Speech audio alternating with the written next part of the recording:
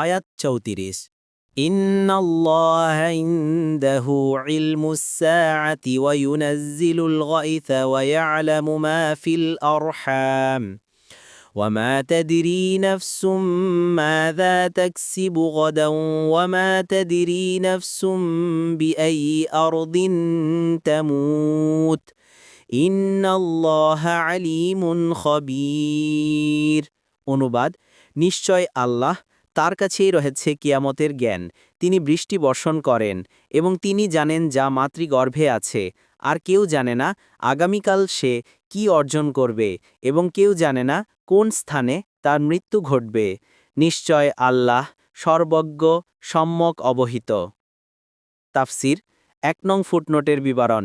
এই আয়াতে ৫টি বস্তুর জ্ঞান সম্পূর্ণভাবে আল্লাহরই নির্দিষ্ট থাকা এবং অপর কোনো সৃষ্টির সেই জ্ঞান না থাকার কথা বলা হয়েছে।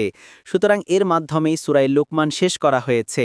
বলা হয়েছে যে কিয়ামত সম্পর্কিত জ্ঞান কেবল আল্লাহরই রয়েছে, অর্থাৎ কোন বছর কোন তারিখে সংগঠিত হবে, এবং তিনি বৃষ্টি বর্ষণ করেন এবং তিনি জানেন যা মাতৃগর্ভে আছে, অর্থাৎ কন্যা না পুত্র কতদিন বাঁচবে, কি রিজিক পাবে, কোন স্বভাবের অধিকারী হবে ইত্যাদি, এবং আগামীকাল কি অর্জন করবে তা কোনো ব্যক্তি জানে না, অথবা কোন স্থানে মারা যাবে তাও কেউ জানে না।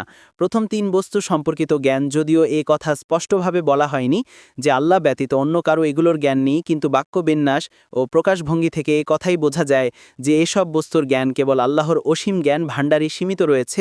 অবশ্য অবশিষ্ট বস্তুদ্বয় সম্পর্কে এই কথা স্পষ্টভাবেই বলা হয়েছে যে আল্লাহ ব্যতীত অন্য কারো এগুলো তথ্য জানা নেই। দেখুন, তাবারি, কুরতুবি এ ৫ বস্তুকে সূরা আল আনামের ৫৯ নং আয়াতে অদৃশ্য জগতের চাবিসমূহ বলে আখ্যায়িত করা হয়েছে। তাছাড়া কিয়ামত কখন সংঘটিত হবে সে ব্যাপারে হাদিসে জিবরিল নামে খ্যাত হাদিসেও অনুরূপ বলা হয়েছে যে এর জ্ঞান আল্লাহ ছাড়া আর কারো কাছে নেই। দেখুন, বুখারী ৭৭৭৭, মুসলিম ৯-১০।